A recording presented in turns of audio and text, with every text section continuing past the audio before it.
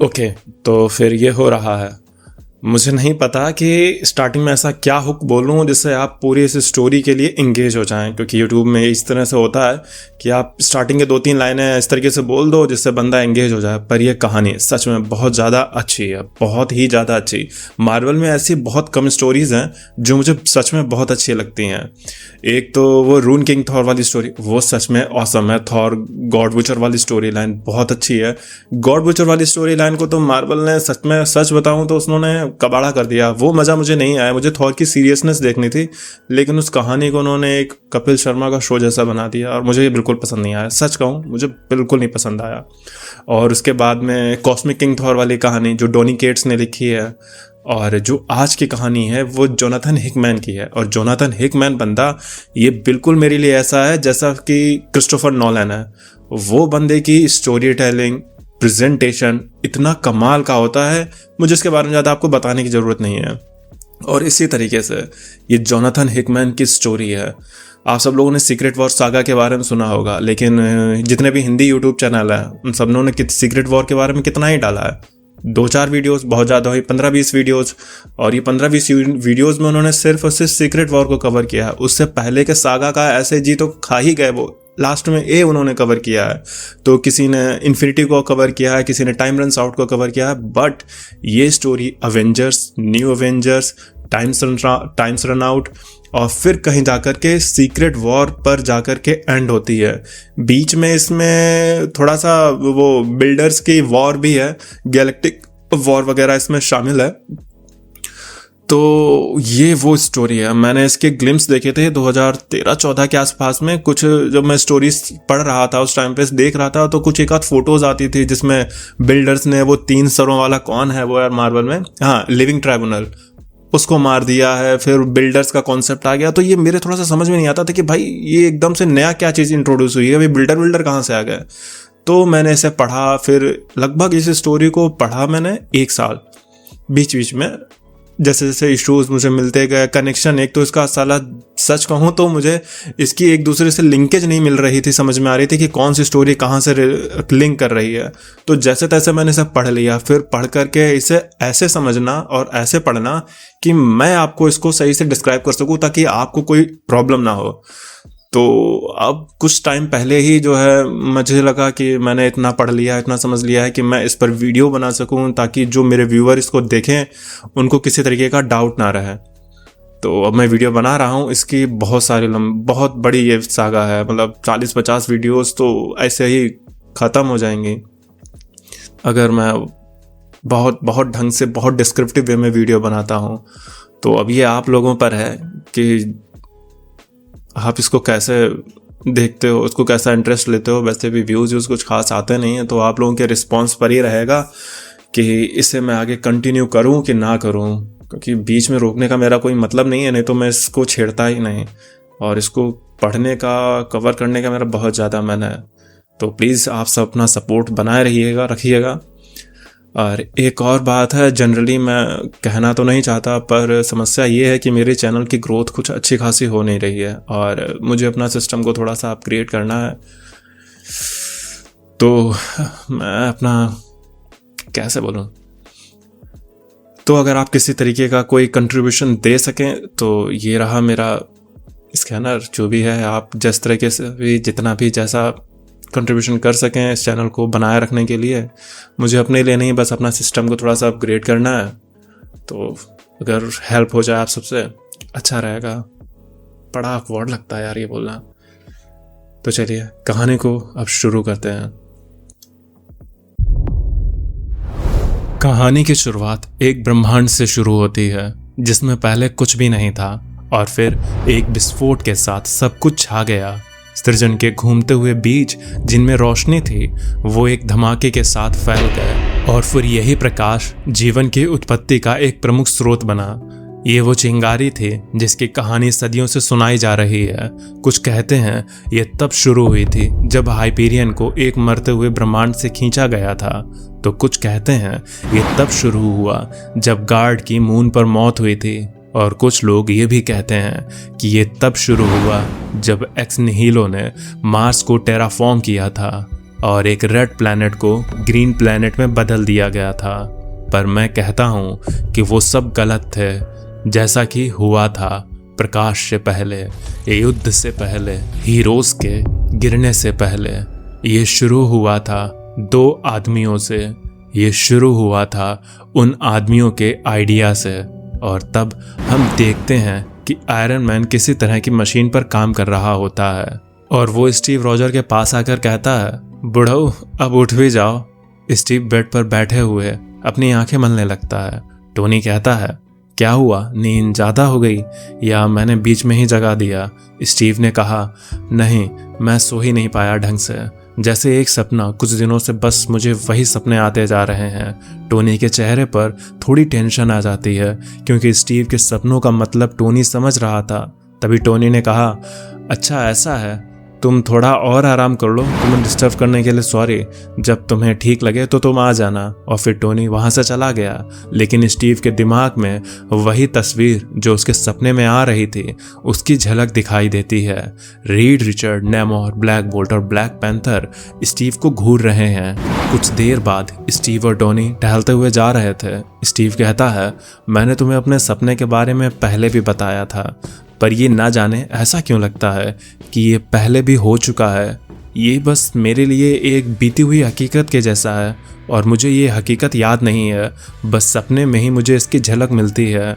Tony ने कहा, ऐसा हो जाता है कभी कभी। तुम्हें याद है वो दिन जब तुम बर्फ़ में जमे थे और हमने तुम्हें रेस्क्यू किया था? तुमने उस दिन से मेरी दुनिया बदल दी। हम वो करते हैं जो हमारे लिए मायने रखता है। हमें बहुत से काम करने हैं। ये दुनिया हर रोज़ कई खतरों से घिरती जा रही है। हमारे दुश्मन बढ़ रहे हैं, इसलिए हमें भी अपना दायरा बढ़ाना होगा, जो कि तुम्हारे बिना मुमकिन तो नहीं है स्टीव। हमें कुछ बड़ा करना होगा, अवेंजर्स वर्ल्ड बनाना होगा। वहीं मार्स पर 1 महीने बाद एक मशीन से किसी तरह का कुछ ब्लास्ट होता है और तब हम देखते हैं एक्स निहिलो को, जो कि एलेफ से कहता है, देखो इस चमक को, ये कैसे आसमान को चीरते हुए जा रही है। शायद ऐसा ही नज़ारा देवी ने तब देखा होगा जब उन्होंने सृष्टि का निर्माण किया होगा। लेकिन एलेफ कुछ कंप्यूटर लैंग्वेज में बोलने लगता है, जिस पर एक्स निहिलो कहता है, अरे यार, तुम तो एकदम बोरिंग हो, तुम इसकी असली भावना को समझने में चूक जाते हो। देखो, हमें एक उपहार मिला है, ये एक अवसर के जैसा है, इसलिए मैं पृथ्वी का विनाश नहीं करूंगा। मैं बस एक नई दुनिया को जन्म देना चाहता हूँ। तुम देखो इसे, ये हमारा नया एडम होगा, एक ऐसा प्राणी जिसे हमने यहाँ पर रहने वाले जीव को और भी ज़्यादा बेहतर और उन्नत तरीके से विकसित किया है। हम मिलकर एक नई दुनिया बनाएंगे, क्योंकि मैं कोई विनाशक नहीं बनना चाहता। तभी एबिस कहती है, तुम एलिफ पर अपना टाइम वेस्ट कर रहे हो एक्स निहिलो। उसकी प्रोग्रामिंग उस तरह से नहीं हुई है। वो पहले ही उस दुनिया को विनाश करने के लिए चिन्हित कर चुका है और तुम्हारे कितना भी समझाने पर वो अपना इरादा नहीं बदलेगा। गाइस, ये एलिफ बिल्डर का बनाया हुआ एक रोबोट है जिसका काम है यूनिवर्स में ऐसे प्लैनेट्स पर लाइफ को ढूंढना जो और विकसित नहीं हो सकते हैं या जिनमें और विकसित होने का पोटेंशियल ही नहीं है, पर वो किसी तरह का खतरा बन सकते हैं। इनके बारे में आपको और भी ज़्यादा आगे की कहानी में समझ में आएगा। तभी एक्स निहिलो अबिस से कहता है, और तुम्हारा इस पर क्या कहना है? तुम इसको कैसे देखती हो? जिस पे अबिस कहती है, जैसे वो हैं ठीक वैसे ही मैं उन्हें देखती हूँ। देखो, ये इंसान बहुत शातिर स्पीसीज हैं। इन्होंने कुछ ही सालों में पत्थर और लकड़ी के औजारों से ऐसे हथियार बना लिए हैं जिससे ये खुद की ही प्रजाति को ख़त्म कर सकते हैं। इन्हें बस हथियार बनाना आता है। तुम्हारा इनका इस्तेमाल करके इनसे बेहतर प्रजाति बनाने का विचार मुझे तो मूर्खता लगती है, और इन्हें जिंदा छोड़ देना लापरवाही होगा। अब तुम खुद ही देखो, ये कितने अग्रेसिव हैं। हमें रोकने के लिए इन बंदरों ने अपने योद्धाओं को भेज दिया है। तभी एलेफ का सिस्टम भी समझ जाता है कि कोई तो उनकी ही तरफ आ रहा है, और वो कहता है, वो आ रहे हैं। और तभी हम देखते हैं कि एवेंजर्स वहां आ चुके हैं। उन्होंने स्पेस में किसी तरह के ऑब्जेक्ट्स को अभी अभी हिट किया है। कैप्टन कहते हैं, बहुत बढ़िया क्लिंट, तुम्हारा निशाना यहाँ पर भी काफी अच्छा है। लेकिन ये क्या, मार्स पर इस तरह की हरियाली कैसे? टोनी ने कहा, ये मुझे भी नहीं समझ में आ रहा। ये ऐसा लग रहा है जैसे अभी अर्थ पर गिरे 2 बम की वजह से हुआ हो। जैसे ही वो बम वहां पर फटे, उन्होंने आसपास की पूरे इकोलॉजी को ऐसे बदल दिया जैसे लाखों सालों में होने वाला इवोल्यूशन बस 2 मिनट में हो गया हो। वो भी इन्होंने 200 मिलियन किलोमीटर दूर से बस एक रिमोट दबाकर कर दिया, जैसे ये कोई दैवीय शक्ति हो। ब्रूस, इसमें तुम ज्यादा अच्छे हो, क्या तुम कुछ कहना चाहोगे इसके बारे में?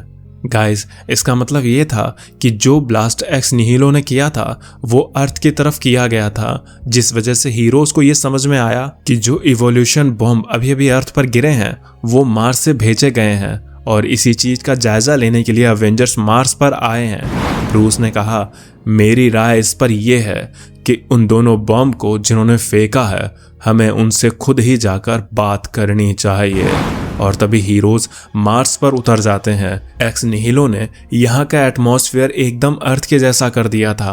तभी हीरोज किसी भी तरह का कोई ऑक्सीजन मास्क या स्पेस सूट नहीं पहने हैं। हल्क पहुंचते ही तोड़फोड़ शुरू करने लगता है। आयरन मैन एक जायंट साइज बॉल को देखते हुए कहता है, ये किसी तरह का पॉड लग रहा है, मुझे इसकी और जांच करनी होगी। कि तभी एक्स निहिलो आयरन मैन को जड़ों से पकड़कर कहता है, तुम जरा इधर आओ मेटल मैन, मुझे तुम्हारी जांच करनी है। एक्स निहिलो आयरन मैन को हैरानी से देखते हुए बोलता है, ये बड़े आश्चर्य की बात है, क्योंकि इस ब्रह्मांड में बस 3% प्रजाति ही ऐसी है जिनमें एक्सोस्केलेटन सूट को बनाने की समझ है। जरा मैं तुम्हें खोल के देखूं, क्या पता मैं इसमें और कुछ सुधार करके तुम्हें विकसित कर दूं। पर तभी हॉकआई और ब्लैक विडो एक्स निहिलो पर पीछे से हमला कर देते हैं। एक्स निहिलो ने पीछे पलटकर कहा, मैं इसे और विकसित करने वाला था, मैं तुम्हारी दुनिया का विकास करने वाला था, और तुम इसका शुक्रिया मुझे हिंसा करके दे रहे हो। और इतना कहकर एक्स निहिलो उन पर हमला कर देता है। इधर एबिस हल्क के कान में फुसफुसाते हुए हल्क को मैनिपुलेट करते हुए कहती है, मुझे पता है तुम शक्तिशाली हो, तुम कोई छोटे रोते हुए बच्चे नहीं हो। वो हथौड़े वाले आदमी को देख रहे हो, वो आदमी खुद को तुमसे ज्यादा ताकतवर समझता है, वो तुम्हें कमजोर समझता है, एक पिनपिनाता हुआ बच्चा। चलो तुम उसे आज दिखा दो कि असल में महाबली है कौन। और तभी हल्क थॉर पर ही अटैक करने लगता है। कैप्टन ने कहा, तुम्हें हल्क को भड़का के ऐसा लग रहा होगा जैसे तुमने बहुत महान काम किया है, जैसे तुम जीत गई हो, पर नहीं, ऐसा नहीं है। जब तक मैं खड़ा हूं तुम्हारी जीत नहीं हुई है। और इतना कहकर कैप्टन अपनी शील्ड से हमला करते हैं, लेकिन जैसे ही शील्ड कैप्टन के पास वापस लौटती है, बीच में ही एल्फ शील्ड को पकड़ लेता है। एल्फ कैप्टन से समर्पण करने को कहता है, कैप्टन मना कर देते हैं, तो एल्फ कैप्टन को पकड़कर जमीन पर दे मारता है। वो कहता है, मैं तुम्हें एक और चांस देता हूं, समर्पण कर दो। कैप्टन कहते हैं, कभी नहीं। तो एल्फ मुक्कों की बरसात करने लगता है, लेकिन तभी एक्स निहिलो कैप्टन को रोक देता है। वो कहता है, एल्फ अब बस भी करो, मैंने अभी अभी यहाँ पर जीवन का बीज बोया है, और मैं ये नहीं चाहता कि यहाँ पर किसी भी तरह की जान जाए, बल्कि इसका इस्तेमाल हम अर्थ पर एक संदेश की तरह करेंगे। इसको वापस से इसकी अर्थ पर भेजो एक संदेश के साथ। ये लो पृथ्वी, तुम्हारा रक्षक, इसे हमने जिंदा भेज दिया है ताकि तुम्हें समझ आ सके कि हमें तुम्हारे ग्रह का फैसला करने के लिए भेजा गया है और हमें रोका नहीं जा सकता। अगर ये तुम्हारे सबसे बेहतरीन योद्धा थे तो इन्हें अब गिरा दिया गया है, तुम हमें नहीं रोक पाओगे। और इतना कहकर ये लोग कैप्टन अमेरिका को उसी प्लेन में फेंक कर अर्थ पर वापस भेज देते हैं जिस स्पेसशिप से ये लोग मार्स पर आए थे। वहीं अवेंजर्स टावर में कैप्टन को 3 दिन बाद होश आता है। वहीं मार्स पर Tony, Thor, Hawkeye, black window और हल्क एक्स निहिलो के बंदी बन गए थे। और तभी कैप्टन उठते हैं। उन्हें याद आती है टोनी की बात, जिसमें टोनी कह रहा था, हम भले ही अर्थ पर अभी चैन से हैं, लेकिन उसके हिसाब से यूनिवर्स के क्षितिज पर कोई तो है जो एक दिन अर्थ पर हमला करेगा। टोनी को नहीं पता कि उसका मोटिव क्या होगा। क्या वो हमें गुलाम बनाना चाहेंगे या हमारी पृथ्वी के संसाधनों का दोहन करेंगे? पर वो जानता है कि जब भी ऐसा होगा तो उसे कुछ बड़े की जरूरत होगी। और जब वो दिन आएगा, कैप्टन अगर मैं नहीं रहूं तो तुम इस बटन को दबाना। ये है वेक द वर्ल्ड प्रोटोकॉल। ये एक बुलावा के जैसा है हमारे सबसे पहले और सबसे बेस्ट लोगों के लिए। शायद जब हम उन्हें बुलाएं तो क्या पता वो भी हमारा साथ दें जो अभी तक नहीं बोले हैं। तब हम देखते हैं खिड़की से झांकती हुई एक लड़की को और चैन से बंधे हुए हाइपीरियन को। क्या यही वो सबसे बेस्ट होंगे जो अर्थ को बड़े खतरे से रोकेंगे? ये देखने वाली बात होगी। और ये सब इसी विचार के साथ शुरू हुआ था। कैप्टन तैयार हो रहे हैं। उन्होंने अर्थ पर मौजूद सबसे ज्यादा पावरफुल लोगों को मैसेज भेज दिया है। ये बुलावा कैप्टन का है अर्थ को बचाने के लिए। तो क्या वो लोग आएंगे? इस पे शायद डाउट ही नहीं होना चाहिए। सबको असेंबल होना ही होगा क्योंकि वो अवेंजर्स हैं। और तब हम देखते हैं Captain Universe, Hyperion, Sunspot, Cannonball, Manifold Smasher जैसे कैरेक्टर्स को जो कि मार्वल के हैवी हिटर्स में से जाने जाते हैं। तो आज की कहानी में इतना ही। अगर आपको ये कहानी देखनी है तो कमेंट में ज़रूर बताना। इसमें आगे हम एक्स निहिलो और एबिस जैसे कैरेक्टर का ओरिजिन और उनके इम्पोर्टेंस के बारे में जानेंगे। अगर आपका रिस्पांस अच्छा रहा तो अगली वीडियोस आपको 20 मिनट से भी ज़्यादा लंबी देखने को मिलेगी। तो अब मैं चलता हूँ। आप मेरी बाकी की वीडियोस एंजॉय करें और खुश रहें।